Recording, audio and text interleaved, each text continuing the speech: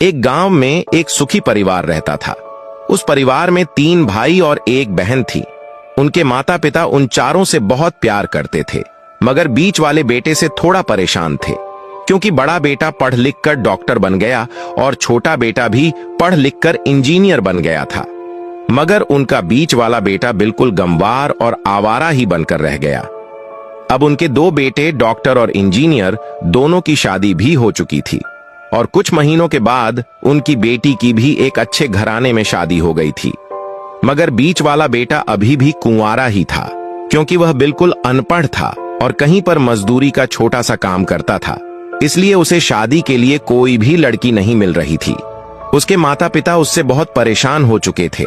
अब जब भी उसकी बहन अपने मायके आती तो पहले वह अपने डॉक्टर और इंजीनियर भाइयों से मिलती थी, मगर बीच वाले भाई से वह बहुत कम मिलती थी, क्योंकि वह उसे ज्यादा पैसे नहीं दे पाता था। लेकिन फिर भी वह अपनी बहन से बहुत प्यार करता था। अब उनके पिताजी की बीच वाले बेटे की शादी किए बिना ही मृत्यु हो गई। उनकी मां ने सोचा, कहीं अब किसी के मुंह से बंटवारे की बात न निकले, इसलिए अपने ही गांव की एक सीधी सादी लड़की से अपने गंवार लड़के की शादी करवा दी। शादी होते ही न जाने क्या हुआ। अब उसका अनपढ़ बेटा पूरा मन लगाकर काम करने लगा और पहले से कहीं ज्यादा मेहनत भी करने लगा। अब तो उसे कोई भी दोस्त बुलाने आता तो वह यही कहता था, भाई पहले तो मैं जैसे तैसे अकेला कमाकर खा लेता था, मगर अब मेरी शादी हो गई है तो मुझे अपनी पत्नी के लिए भी कमाना पड़ता है और कल को आने वाले बच्चों के लिए भी तो कुछ जोड़ना ही पड़ेगा।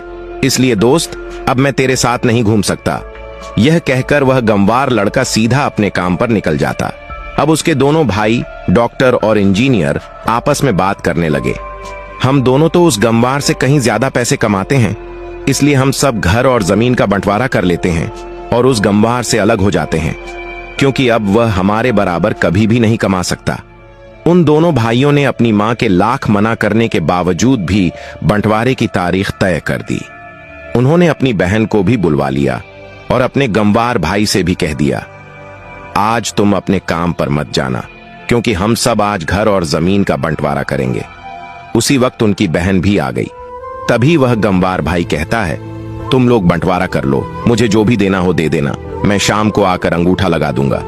तभी उसकी बहन कहती है, अरे बेवकूफ, तू तो अनपढ़ ही रहेगा, जमीन का हिस्सा तो आमने सामने बैठकर ही होता है। तभी उसके दोनों भाई भी बीच वाले गंवार भाई को उल्टा सीधा कहते हैं। उसकी मां भी कहती है, बेटा आज तू काम पर मत जा, बंटवारा तेरे सामने ही होगा तो ही अच्छा है। उसी वक्त वकील भी आ जाता है। वकील कहता है, आपका सारा हिस्सा मिलाकर 10 बीघा जमीन है और आपका घर है। अब ये बताओ कि किसको कितना हिस्सा देना है, मैं उसी हिसाब से बंटवारे के कागज बना दूंगा।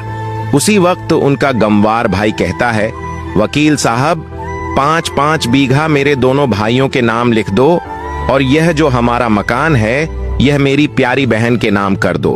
तभी उनके दोनों भाई और बहन पूछते हैं, और तू हिस्से में क्या लेगा? तभी उनका गंवार भाई मुस्कुरा कर कहता है, मेरे हिस्से में मेरी प्यारी मां है ना। और फिर वह अपनी पत्नी की तरफ मुस्कुराते हुए कहता है, क्यों मेरी प्यारी पत्नी, क्या मैंने गलत कहा? उस गंवार की पत्नी अपनी सास से लिपट कर कहती है, मां से बड़ी वसीयत क्या होगी मेरे लिए। उसी वक्त उसका गंवार पति भी अपनी मां से लिपट जाता है। गंवार बेटे बहू के इसी प्यार ने जमीन जायदाद के बंटवारे को एक सन्नाटे में बदल दिया। तभी बहन अपने गंवार भाई के गले लगकर रोते हुए कहती है, माफ कर दो भैया, मैं आपको समझ नहीं सकी। तभी उसका भाई कहता है, मेरी प्यारी बहन, इस घर में जितना अधिकार हमारा है उतना ही अधिकार तेरा भी है। और रही बात बंटवारे की, तो बंटवारा नहीं करने से हमारा जीवन रुक तो नहीं जाएगा। क्यों करते हैं हम बंटवारा? क्या हम एक साथ मिलकर नहीं रह सकते, जैसे हम बचपन में मिलकर रहते थे? एक साथ मिलकर रहने को ही तो कहते हैं एक अच्छा परिवार, और उस अच्छे परिवार को संभालती है एक मां। तभी उसके दोनों भाई भी बहुत शर्मिंदा होते हैं। वे बंटवारे के सभी कागज फाड़कर फेंक देते हैं और उस दिन के बाद से ही उनका पूरा परिवार खुशी खुशी एक साथ ही रहने लगा।